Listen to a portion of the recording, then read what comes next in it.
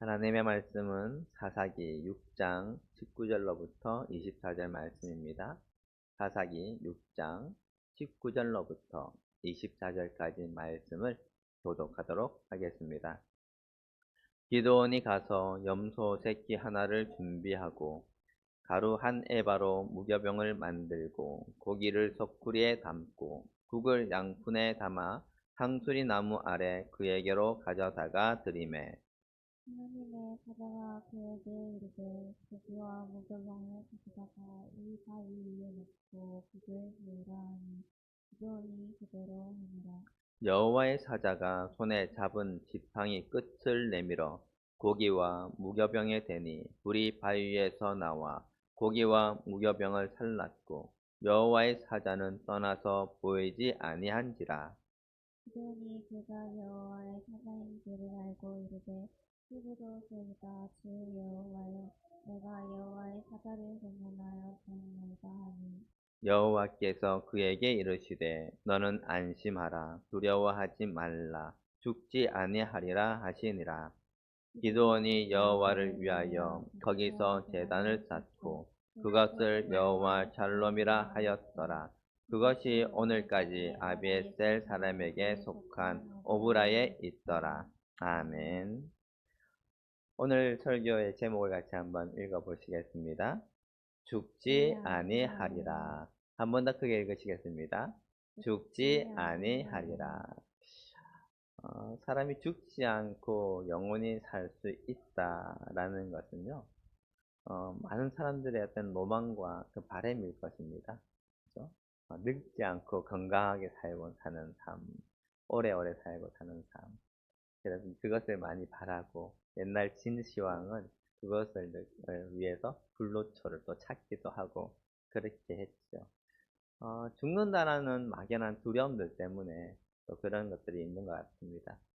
얼마 전에 저의 동기이자 동생인 목사님 한 분이 아침에 운동을 하고 그리고 또 이제 그 조찬의 모임을 갔다가 거기서 갑자기 쓰러졌어요. 네, 심근경색으로 쓰러져서 이제 큰일 날 뻔했었어요. 그래서 얼마 전에 이제 그 친구를 이제 위로하러 올라갔다 왔었는데요. 이야기를 들어보니까 그래요.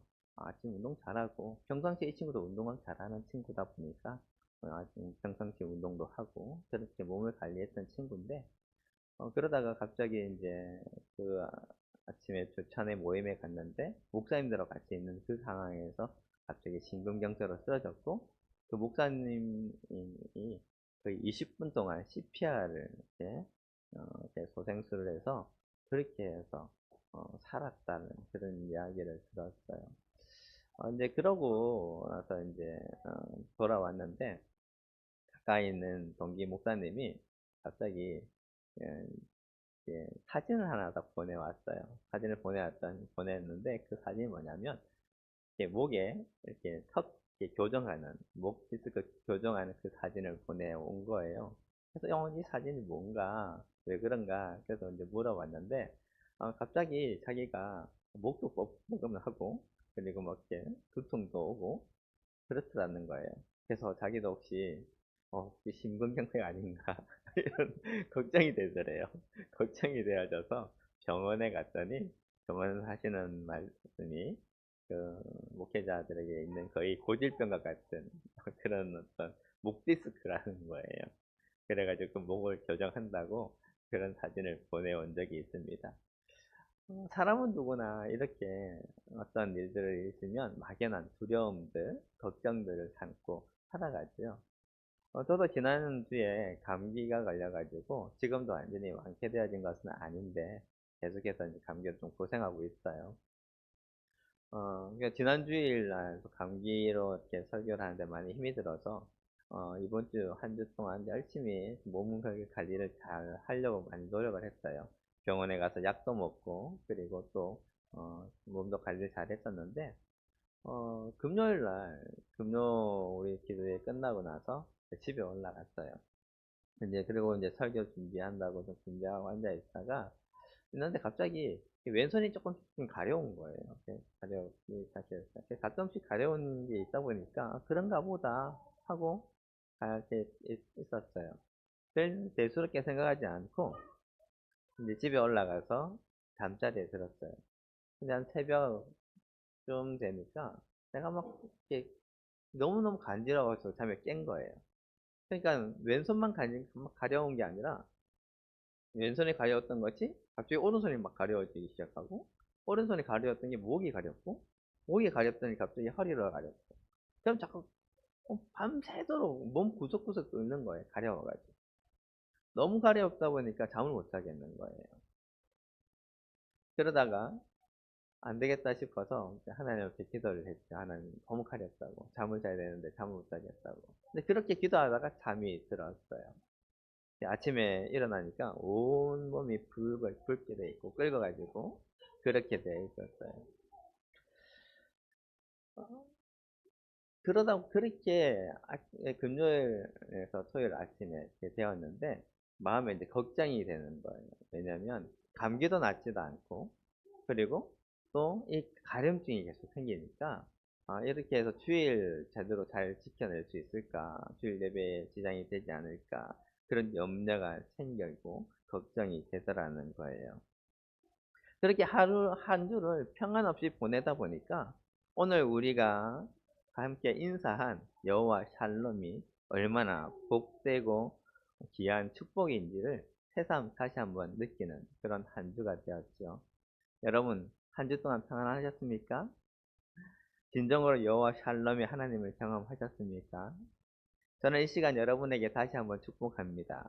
여러분과 여러분의 가정, 생업과 사업, 그리고 여러분이 속한 공동체와 여러분과 함께한 그 모든 사람들에게 여호와의 샬롬의 복이 풍성하게 임하시기를 축복합니다. 아멘. 우리가 축복하는 샬롬이라는 인사는 단순히 안녕을 넘었습니다. 이 샬롬은 모든 것이 온전하고 깨진 부분이 없으며 부족함이 없이 완벽하게 회복되어진 상태, 그 상태를 의미하지요.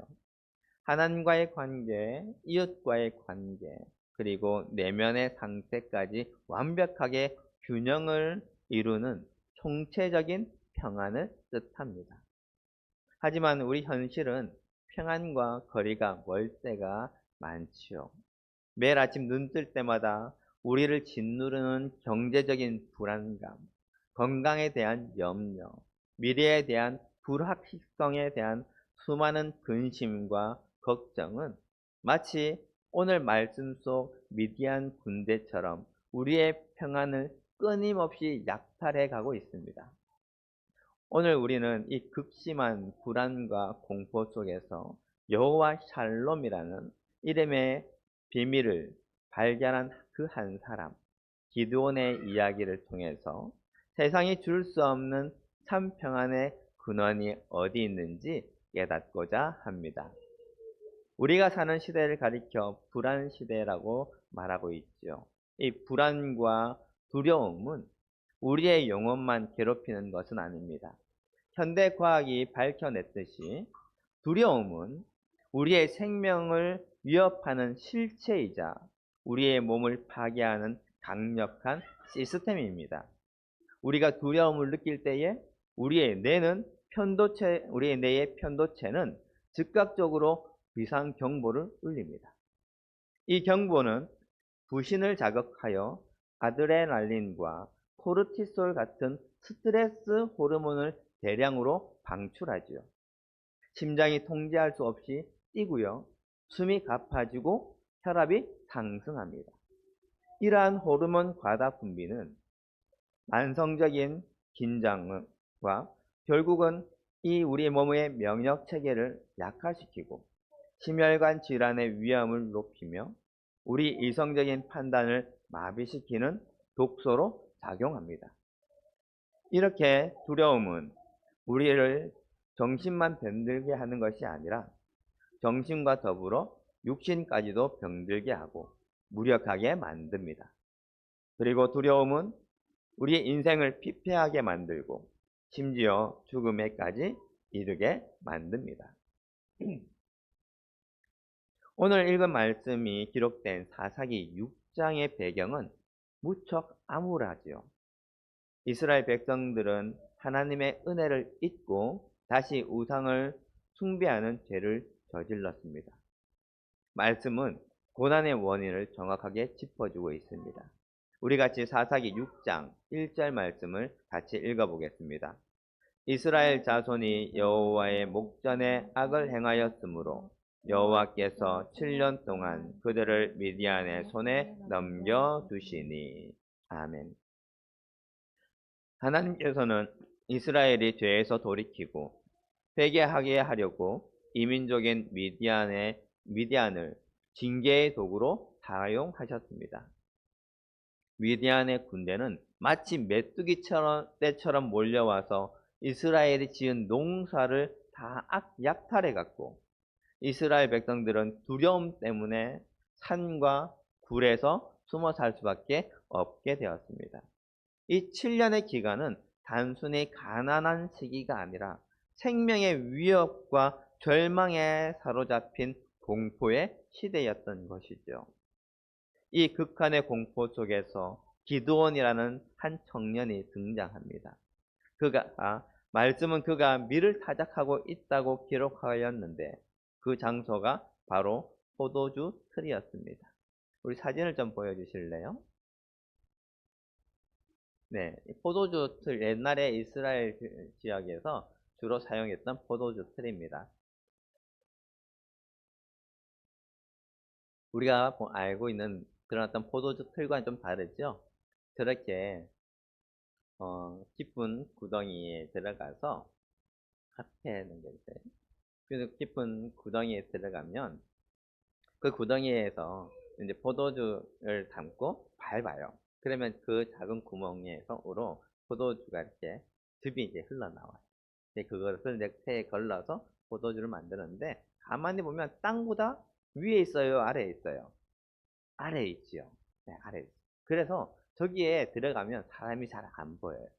그리고 밑에서 보면 사람이 안 보일 정도로 깊은 구덩이로 되어 있습니다.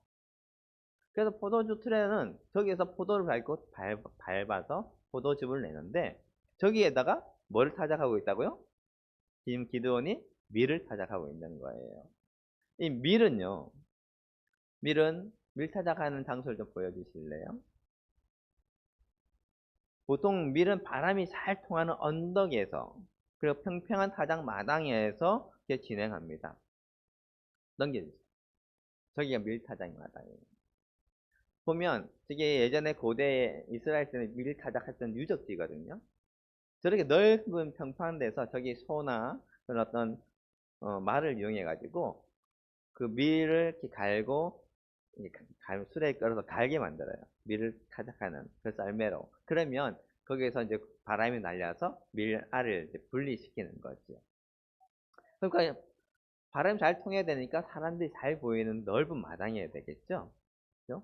그러니까 사실은 이 포도주 틀에다가 밀을 타작하는 것이 아니라 이렇게 밀 타작하는 데다가 밀을 타작해야 되는데 오늘 기드온은 포도주 틀에 숨어서 밀을 타작하고 있었다라는 거예요. 이 사실은 무엇을 알려주냐면 첫 번째는 밀의 수확이 많지 않았다라는 거예요. 밀을 수확하려고 하면 미디안 족속들이 와서 다 갖고 가버리고 그러니까 거기서 겨우 건진 얼마 안 되는 밀을 또 미디안이 오면 또 다 뺏어가니까 몰래 타작할 수밖에 없었던 그 환경을 보여주고 있다라는 거예요.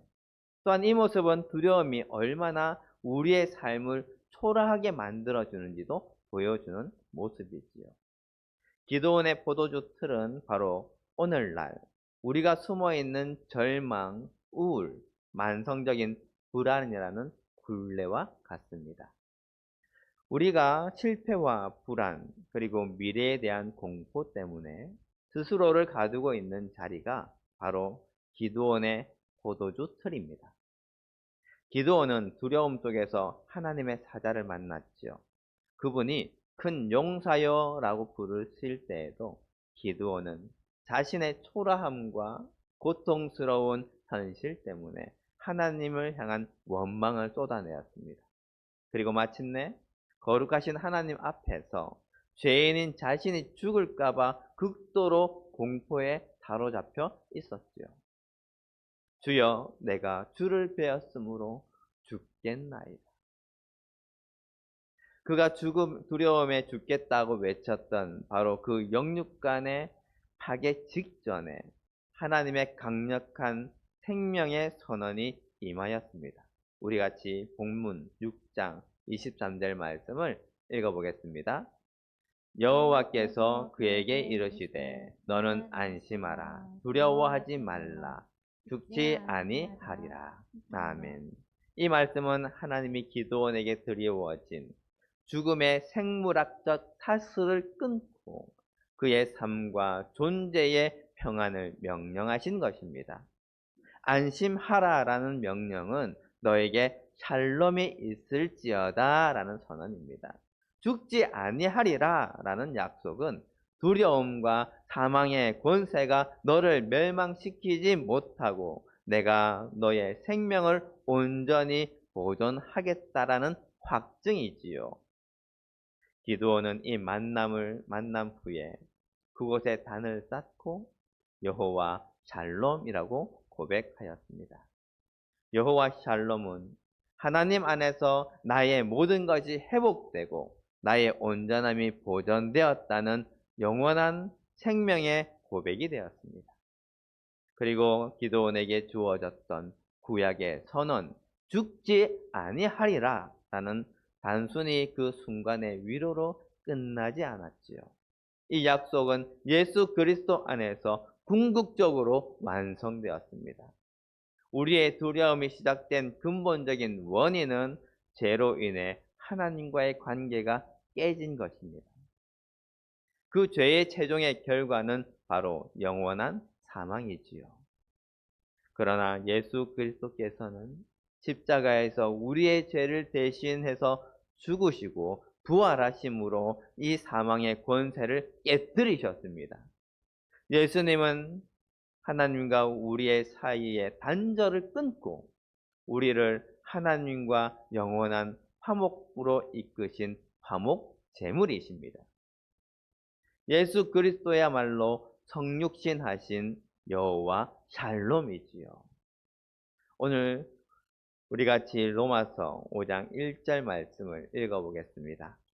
그러므로 우리가 믿음으로 의롭다 하심을 받았으니 우리 주 예수 그리스도로 말미암아 하나님과 화평을 누리자. 아멘.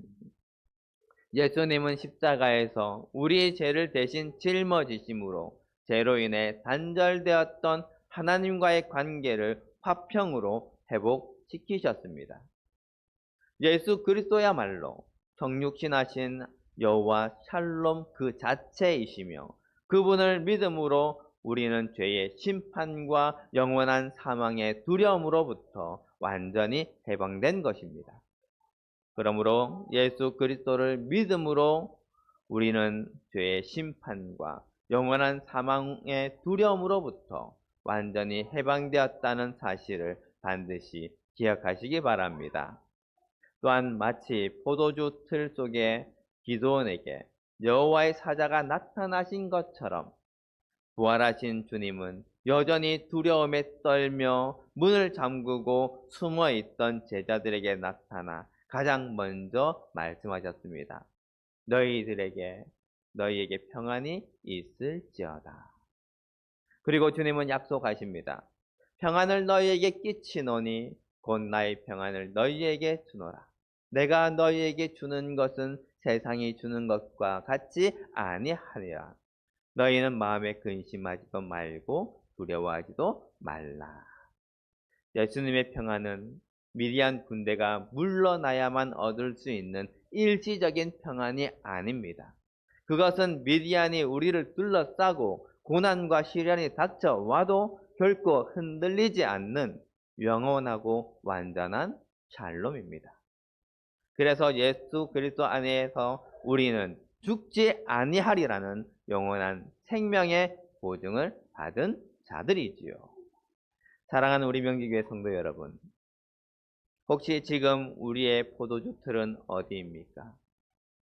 미디안 군대에 대한 공포 때문에 숨어버린 기드온처럼 두려움이 여러분의 삶을 잠식하도록 허용하고 있지는 않으십니까? 이제는 웅크리고 떨 때가 아닙니다. 하나님께서 우리를 너무나 사랑하셔서 그 아들 예수 그리스도 안에서 우리의 모든 두려움을 물리치고 생명을 선포하셨습니다. 우리에게 여호와 샬롬이신 예수 그리스도가 계십니다. 그러므로 불안과 염려의 미디안 군대가 여러분의 심장을 조이려 할 때에 주님이 주시는 평강으로 그 사슬을 끊어버리시기 바랍니다. 실패에 대한 공포 때문에 이성이 마비되는 순간에도 여호와 샬롬 안에서 온전한 판단력과 용기를 얻으십시오. 육신을 쇠하게 하는 모든 질병과 두려움의 그림자 속에서도 죽지 아니하리라라는 영원한 생명의 보증을 굳게 붙잡으시기 바랍니다. 가장 큰 용사여 주님이 선포하십니다. 너는 안심하라. 두려워하지 말라. 죽지 아니하리라.